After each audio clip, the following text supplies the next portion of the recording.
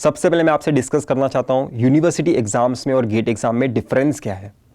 University exam में हमें पता होता है कि इस कॉन्सेप्ट में से अगर क्वेश्चन आ रहा है तो वो ये स्टेप्स मैं फॉलो करूंगा और उसका आंसर मुझे आ जाएगा, मतलब क्वेश्चन पूछने का पैटर्न हमें पता था पहले से। पर गेट एग्जाम में हो सकता है हमें टॉपिक्स पता हो, अभी भी प्रीवियस ईयर के बुक यूज़ करके हम टॉपिक्स पता कर सकते हैं कि किन टॉपिक्स पे फोकस कर रहे हैं, पर उस टॉपिक को किस तरह से टच किया जाएगा एग्जाम में आपको बिल्कुल भी नहीं पता होगा। ठीक है, आपकी लॉजिकल रीजनिंग बहुत ही अच्छी तरीके से होगी, आप कॉन्सेप्चुअली स्ट्रांग होने चाहिए सर। आपको टॉपिक्स पता है इस बार भी, पर उस टॉपिक का आपको डेप्थ टच करना है, आपको कोई स्टेप्स बाय हार्ट नहीं करने हैं। ये डिफरेंस है गेट एग्जाम में और यूनिवर्सिटी एग्जाम्स में। गेट एग्जाम में और एक डिफरेंस है, 65 क्वेश्चंस एक साथ पूछे जाएंगे जिसमें 10 के 10 सब्जेक्ट एक साथ होंगे। किसी भी क्वेश्चन के ऊपर उस सब्जेक्ट का नाम नहीं लिखा होगा, आपको खुद को आइडेंटिफाई करना है कि किस सब्जेक्ट में से पूछा गया है और किस कॉन्सेप्ट में से पूछा गया है। उस तरह से आप क्वेश्चन सॉल्व करोगे। पर इस एग्जाम को भी आसानी से क्रैक किया जा सकता है एक अच्छी अप्रोच के साथ, तो वो अप्रोच मैं आपके साथ डिस्कस करना चाहता हूं। गेट एग्जाम की प्रिपरेशन में प्रिपरेशन भी आता है, रिवीजन भी आता है और साथ ही साथ एग्जीक्यूशन वाला टेस्ट सीरीज भी आता है। अगर आपको एग्जाम के लिए प्रिपेयर करना है तो आपके पास सबसे पहला एक अच्छा सोर्स होना चाहिए। अगर आप सेल्फ स्टडी कर रहे हो, अभी से अगर जीरो से स्टार्ट कर रहे हो, तो मेजॉरिटी ऑफ द लोग एक साल में क्रैक करना डिफिकल्ट है, मेजॉरिटी ऑफ द लोग के लिए इम्पॉसिबल भी है। बहुत कम लोग होंगे जो एक ही साल में सेल्फ स्टडी से जीरो से प्रिपेयर करके रेफरेंस बुक या फिर एनपीटीईएल से डायरेक्टली क्रैक कर देंगे। यही सच्चाई है। अगर कोई इसे कॉन्ट्राडिक्ट करना चाहता है तो आसानी से प्रूफ देके एक वीडियो बना के कर सकता है, पर मेरे हिसाब से सेल्फ स्टडी के लिए जीरो से प्रिपेयर करने के लिए मैक्सिमम 2 साल तो आपको, मिनिमम 2 साल तो आपको चाहिए। तो 1 साल के लिए मैं स्ट्रैटेजी बना रहा हूं, तो यहां पे आपको क्लासेस की ज़रूरत पड़ेगी ताकि आपको एक वीडियोस का सोर्स मिल सके। उस वीडियोस में से आप कॉन्सेप्ट लर्न करोगे। सर हमने पर पहले से ही अपनी यूनिवर्सिटी में कॉन्सेप्ट पढ़े थे ना, बराबर बोल रहे हो, आपने कॉन्सेप्ट तो पढ़ा है, पर उस कॉन्सेप्ट का जो डेप्थ आपको टच करना है इस एग्जाम के लिए वो टोटली अलग है। आप जिस तरह से कॉन्सेप्ट को डील करते थे अपनी यूनिवर्सिटी में वो बहुत ही डिफरेंट था, अभी आप जैसे डील करोगे वो बहुत ही डिफरेंट होगा। आपको कॉन्सेप्चुअल क्लैरिटी लानी है। ठीक है, आपको कॉन्सेप्चुअल क्लैरिटी लानी है, तो वो पता करने के लिए आपको एक वीडियो की सोर्स की ज़रूरत पड़ेगी या फिर आपको एक क्लासेस की ज़रूरत है। क्लासेस का भी नाम बताऊंगा, पर सबसे पहले हम जानते हैं वो क्लासेस से आपने कॉन्सेप्ट सीख लिए। सर आपने कॉन्सेप्ट सीख लिए, पर मैंने जैसे बताया आपको, अभी तक आप इन टाइप के क्वेश्चन के लिए बने नहीं हो। अभी तक आपने स्टेप्स वाले क्वेश्चन सॉल्व किए थे। यूनिवर्सिटी में हमें पता होता था कि इस कॉन्सेप्ट में ऐसी तरह से क्वेश्चन पूछा आएगा, तो हम स्टेप्स बाय हार्ट करके चले जाते थे। पर यहाँ पे आपको अपनी लॉजिकल रीजनिंग बनानी है, बढ़ानी है, तो आपको थोड़ी क्वेश्चन बैंक की भी ज़रूरत पड़ेगी। आपको एक अच्छे मटेरियल की ज़रूरत पड़ेगी ताकि आप जो भी चैप्टर पढ़ोगे, समझो कि आपने वीडियो कोर्स से या फिर आपने ऑफलाइन क्लासेस लगा के एक चैप्टर कंप्लीट कर दिया, तो वो इस हिस्से में आया कि आपने एक चैप्टर लर्न कर दिया। पर उस एक चैप्टर की जो आपने लर्निंग थी उसे अप्लाई करना सीखना है। क्या मैंने जो भी सीखा है क्या मैं वो अननोन क्वेश्चन में अप्लाई कर सकता हूँ? उसके लिए आपको एक क्वेश्चन बैंक की ज़रूरत पड़ेगी। ठीक है, तो वो यहाँ पे मैं डिस्कस कर रहा हूँ कि आपको एक क्वेश्चन बैंक की भी ज़रूरत है, क्योंकि गेट एग्जाम में जिस तरह से क्वेश्चन पूछे जाते हैं वो आपके यूनिवर्सिटी एग्जाम से अलग है। आपको यहाँ पे थोड़ा मेहनत करना पड़ेगा, आपके मैक्सिमम क्वेश्चंस नहीं बनेंगे, पर जब भी आप बार बार ऐसे ट्राई करोगे, बार बार प्रैक्टिस करोगे, तो किसी भी चीज़ में, किसी भी आर्ट में आप एक्सपर्ट बन सकते हो।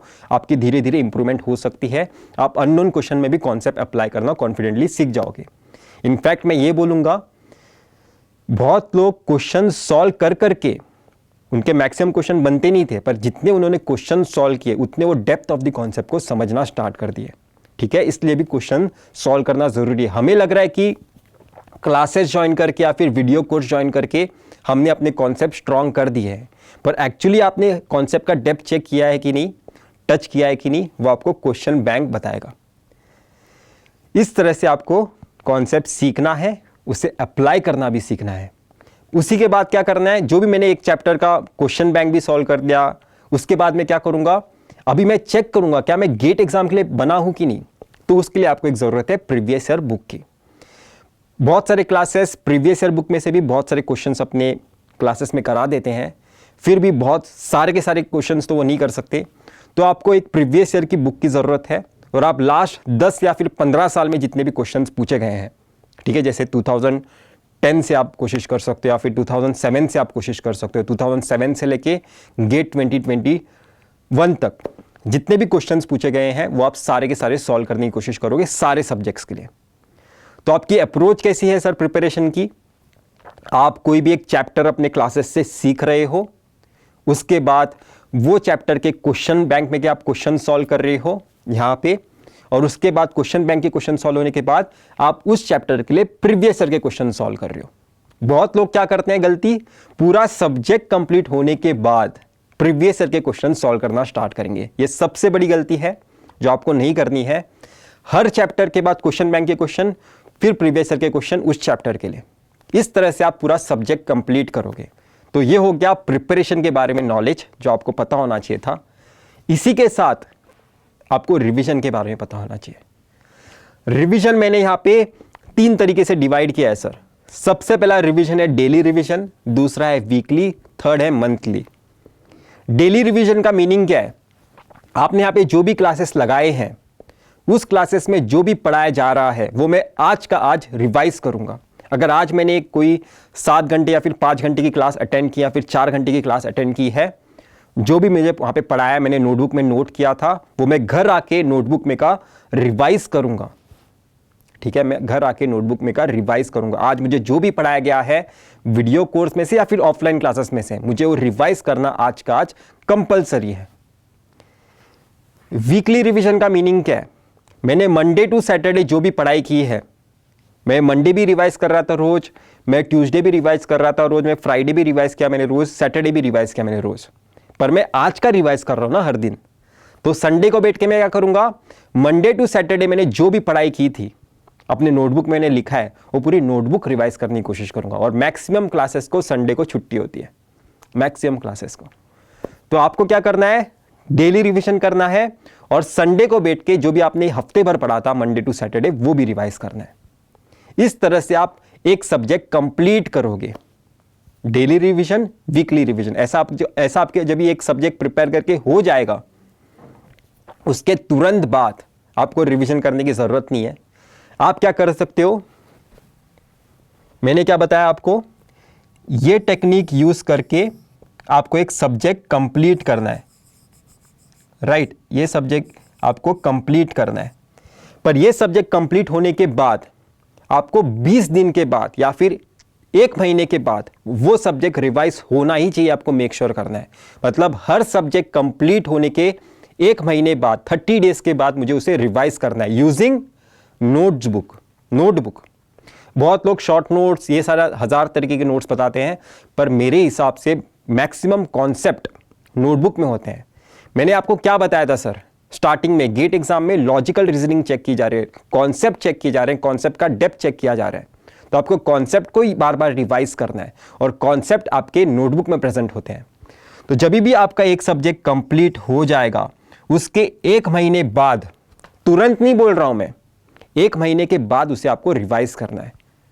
तो हर महीने आपके बहुत सारे सब्जेक्ट्स रिवाइज होते रहेंगे। समझो कि मेरा आज एक सब्जेक्ट हो गया तो मैं 1 महीने बाद उसे रिवाइज करूंगा, पर जब भी मैं ऐसे बढ़ते जाऊंगा तो मेरा रिवीजन वाला टास्क भी बढ़ते जाएगा। ये मैं आपको अच्छे से समझाऊंगा, पर अभी के लिए समझ लो, डेली भी होना ज़रूरी है, वीकली भी होना ज़रूरी है, मंथली भी होना ज़रूरी है।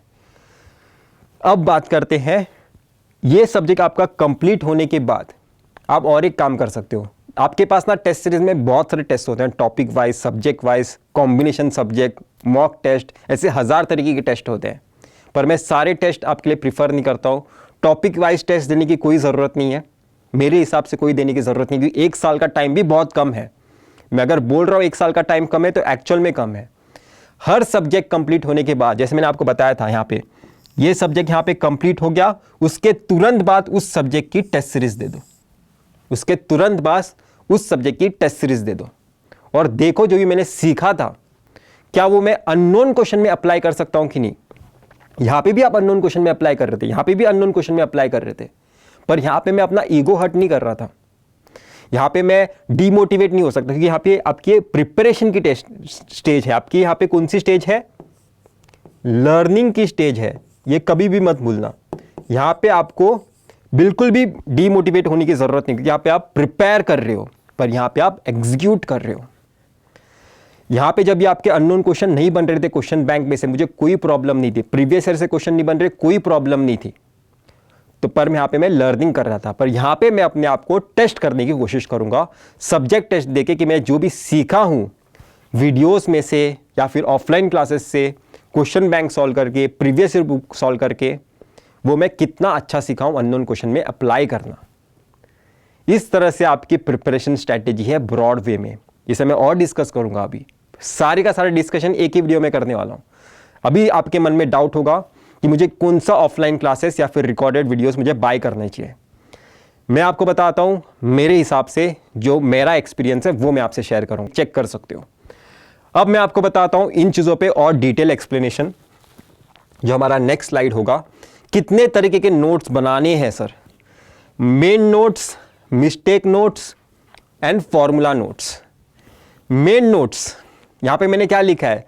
Unless understand. इसका मीनिंग क्या है? इसलिए मुझे इसकी जगह मुझे ये लिखना चाहिए था, useless if you didn't understand. इसका मीनिंग क्या है? बहुत लोग इस घाई में होते हैं कि मैं नोटबुक अच्छी बनाता हूं, और बहुत लोग बिना समझे बहुत सारी इंफॉर्मेशन अपने नोटबुक में लिखते जाते हैं, और उसके बाद उस नोटबुक का कोई सिग्निफिकेंस नहीं रहता। मैं क्या बताना चाहता हूं, अगर आप ऑफलाइन क्लासेस ज्वाइन करोगे, हो सकता है कि आपको क्लासेस में ना कोई चीज समझ में ना आए जब वो टीचर बता रहा था, पर आपको तभी के लिए आप लिख सकते हो, पर जब वो क्लासेस एंड होगा आपको मेक श्योर करना है कि आपने जो भी आपने नोटबुक में लिखा है वो आपको समझ में आना चाहिए। हम नोटबुक क्यों बना रहे हैं सर? क्योंकि हम वापस से वो लेक्चर देखना नहीं चाहते, या फिर हम वापस से ऑफलाइन लेक्चर वो देख नहीं सकते, वापस से किसी फैकल्टी को ऑफलाइन लेक्चर के लिए बुला नहीं सकते ना अपने लिए पर्सनली। इसलिए मैं नोटबुक बना रहा हूं ताकि मैं ये नोटबुक वापस अपने लिए रिफर कर सकूं, सेम कॉन्सेप्ट रिकॉल करने के लिए। पर रिकॉल तो आप तब करोगे ना जब भी आपने सबसे पहले चीजें समझी होगी। तो नोटबुक यूजलेस है अगर आपने कोई कॉन्सेप्ट बिना समझे सिर्फ लिखा है उसमें। जो भी चीज आपने आप नोटबुक में लिखते हो, आप तभी लिखो जब भी आपको समझ में आए। अगर ऑफलाइन क्लासेस ज्वाइन कर रहे हो तो क्लासेस होने के बाद मेक श्योर करना हर चीज जो आपने लिखी वो आपको समझ में आई थी। ठीक है, उस फैकल्टी को पूरा परेशान कर दो, और एस एकेडमी तो आप आसानी से परेशान कर सकते हो, फैकल्टी रुक के आराम से आपके डाउट सॉल्व करेंगे। अगर आप रिकॉर्डेड वीडियोस बाय कर रहे हो तो आपके पास अपना अवेलेबिलिटी है, अपने हिसाब से आप टाइम मैनेज कर सकते हो, वीडियो पॉज कर सकते हो, वापस पीछे जा सकते हो, वापस से कॉन्सेप्ट सुन सकते हो, समझ के बाद में लिख सकते हो। तो नोटबुक हमेशा याद रखना, कितनी सुंदर लिखनी चाहिए, कितना फॉन्ट होना चाहिए, कैसे मैं पेज डिवाइड करूं, वो कोई चीज़ इंपॉर्टेंट नहीं है। सबसे इंपॉर्टेंट चीज़ है, अगर मुझे समझ में आया है नोटबुक में का, तो मैं अपनी नोटबुक में इंफॉर्मेशन लिखूंगा। दूसरी बात, यहां पे मैंने लिखा है मिस्टेक्स। मैंने मिस्टेक्स क्यों लिखा है सर? मैंने एग्जीक्यूशन में मैं आपको बताया था कि आपका ईगो हट होने वाला है। आप जो भी कॉन्सेप्ट पढ़ रहे थे वो आप अप्लाई कर सकते हो कि नहीं अननोन क्वेश्चन में, आप एग्जीक्यूट करके देखना चाहते हो टेस्ट सीरीज में, राइट? मैंने यहां पे बताया था आप टेस्ट सीरीज में आके एग्जीक्यूशन करने वाले हो।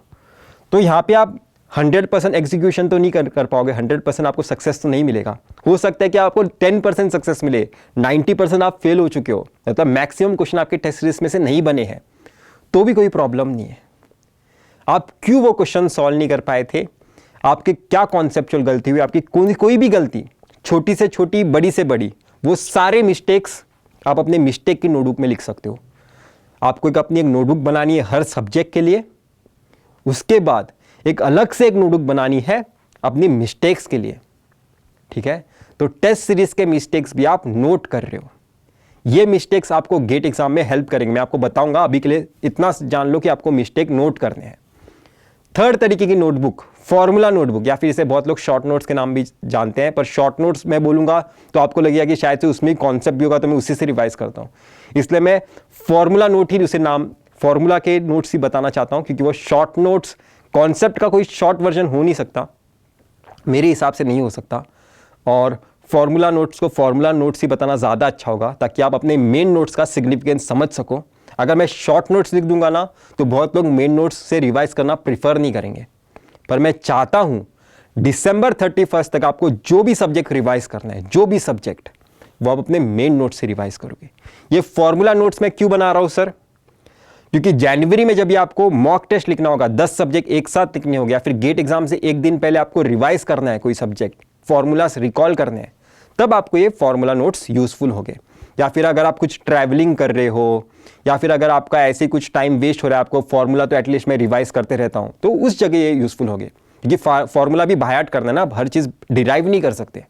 तो फॉर्मूला के एक अलग से नोटबुक बनाओ, हर सब्जेक्ट के लिए 10 पेजेस आप यूज़ कर सकते हो। फॉर्मूला, छोटा मोटा कॉन्सेप्ट लिख सकते हो, पर कॉन्सेप्ट रिकॉल करना है मेन नोट्स। ये इमरजेंसी के लिए है, कहीं मैं अपनी मेन नोटबुक खोल नहीं सकता, या फिर मुझे एक ही फॉर्मूला देखना है जिसमें मैं कंफ्यूज हूँ, तो मैं अपने छोटे से फॉर्मूला के नोट्स खोल लूँगा और वो चीज़ रेक्टिफाई कर लूँगा।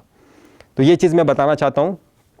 इन तरीके के आपके नोट्स होने चाहिए, 3 तरीके के मेन नोट्स, हर सब्जेक्ट के लिए अलग, मिस्टेक के लिए भी अलग अलग नोटबुक बना सकते हो, आप पे है। और एक फॉर्मूला की एक ही नोटबुक बनाओ, उसमें 10-10 पेजेस के लिए 10 सब्जेक्ट डिवाइड करो। इस तरह से आपको प्रिपेयर करना है। पर प्रिपेयर करते वक्त आपको रैंक के बारे में पता होना चाहिए, राइट। रैंक की स्लाइड खुली है। अगर आप अंडर 100 एम करोगे ना, आपके लिए बेनिफिट होगा। इनफैक्ट मैं तो एक्सपेक्ट करूंगा कि हर इंसान को फर्स्ट रैंक एम करना चाहिए। आप अंडर 100 कैसे एम कर सकते हो, पर आप सबसे बेहतरीन प्रिपरेशन करोगे पूरे इंडिया में, ये आप एम कर सकते हो। कौन सबसे बेहतर प्रिपरेशन करेगा सर? जो अपना 0 टाइम वेस्ट करेगा, पूरी लगन से सिर्फ गेट एग्जाम में अपना फोकस करेगा, ठीक है। और मैं आपको बताना चाहता हूँ, मैक्सिमम लोग आईएएस एग्जाम, गेट एग्जाम, हज़ारों एग्जाम्स के एक साथ प्रिपरेशन करते हैं, पर जो इंसान सिर्फ एक ही टास्क पे अपना पूरा ध्यान लगाता है, ठीक है, चिड़िया की सिर्फ जो आँख देखता है, वही चिड़िया की आँख पे लगा सकता है निशाना। तो एक एग्ज़ाम फोकस करो, एक एग्ज़ाम क्रैक करो, उसके बाद चाहिए तो दूसरे एग्जाम्स क्रैक करो जो उसके हायर वर्जन के होंगे। अंडर 100 रैंक एम करो या फिर फर्स्ट रैंक एम करो। अगर आपका अंडर 100 रैंक आ जाता है तो आपको डायरेक्ट एडमिशन मिल जाएगा एमटेक के लिए, आईआईटी बॉम्बे में, आईआईटी मद्रास में, आईआईटी दिल्ली में। कोई रिटर्न टेस्ट नहीं होगी, कोई इंटरव्यू नहीं होगा, आपका डायरेक्ट एडमिशन हो जाएगा। पर अगर आपका, सबका तो 100 के अंडर रैंक आएगा नहीं, अगर 1000 लोगों ने अगर मेहनत की तो 1000 लोग अंडर 100 तो नहीं आ सकता, 100 लोग ही अंडर 100 आ सकते हैं। तो जिनका रैंक 1000 के नीचे आया है, या फिर 1500 या फिर 2000 के भी नीचे आया है, उन्हें एक रिटर्न टेस्ट, स्क्रीनिंग टेस्ट देना होगा। स्क्रीनिंग टेस्ट का मीनिंग क्या है? आपको एक रिटर्न टेस्ट और इंटरव्यू से गुजरना होगा। और रिटर्न टेस्ट का सिलेबस क्या होगा? एग्जैक्टली सेम होगा आपके गेट एग्जाम के सिलेबस से, और इंटरव्यू में भी जो क्वेश्चन पूछेंगे वो एग्जैक्टली सेम होंगे आपके गेट एग्जाम के सिलेबस से। यहाँ पे जो आपको एमटेक में अपॉर्चुनिटी मिलेगी वो आपका 2 साल का एमटेक होगा, और यहाँ पे जो आपका एमटेक होगा वो होगा आपका 3 साल का एमटेक। कोई डिफरेंस नहीं है, यहाँ पे भी तगड़े प्लेसमेंट्स हैं, यहाँ पे भी तगड़े प्लेसमेंट्स हैं, या फिर बोलूँ सेम प्लेसमेंट की अपॉर्चुनिटी है। इन 2 इयर्स एमटेक वालों की प्लेसमेंट सेकेंड ईयर में होगी, इन 3 इयर्स वाले प्लेसमेंट, एमटेक वाले बच्चों की प्लेसमेंट थर्ड ईयर में होगी। कोई डिफरेंस नहीं है। तो यही मैं आपको बताना चाहता था, गेट 2023 के लिए आप कैसे प्रिपेयर कर सकते हो। एक छोटा सा स्लाइड रह गया है, वो मैं आपको अभी बता देता हूँ। बहुत लोग को मैंने आपको यहां पे बताया था मंथली रिवाइज करना है, बहुत लोग इसका मीनिंग समझ नहीं पाएंगे, तो मैं आपको बता देता हूं।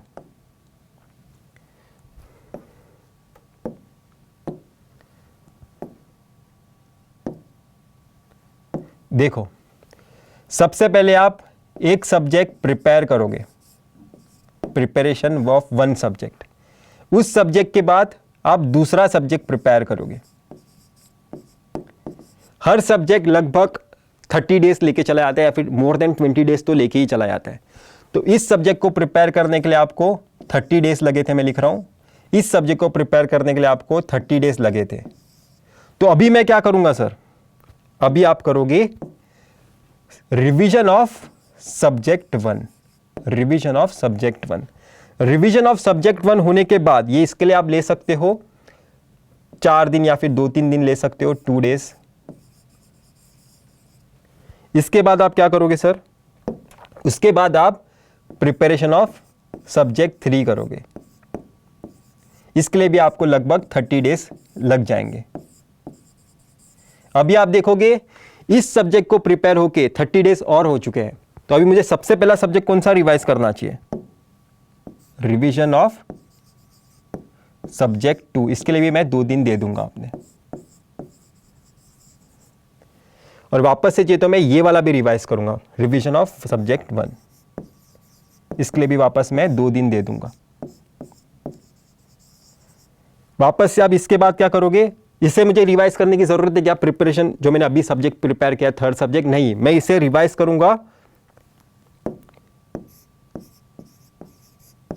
सब्जेक्ट 4 के प्रिपरेशन के बाद। मैं यहां पे उसे रिवाइज करूंगा, मैं उसे यहां पे रिवाइज करूंगा, फिर वापस से मैं ये भी यहां पे रिवाइज करूंगा, ये भी यहां पे रिवाइज करूंगा। मैं होप कर रहा हूं कि आपको समझ में आ गया होगा यहां पे मैंने जो भी लिखा है।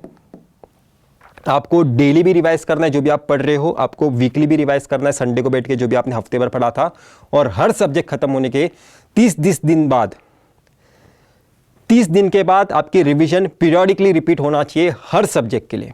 जो भी आप सब्जेक्ट कंप्लीट करोगे वो सब्जेक्ट पीरियडिकली 30 डेज के बाद रिवाइज होते रहना चाहिए, ये आपको मेक श्योर करना है, ठीक है? अप्रोक्सीमेटली रिवाइज होता रहना चाहिए 30 डेज के बाद। तो मैं होप कर रहा हूँ आपको चीज़ें समझ में आई होगी, और इसी तरह से आपको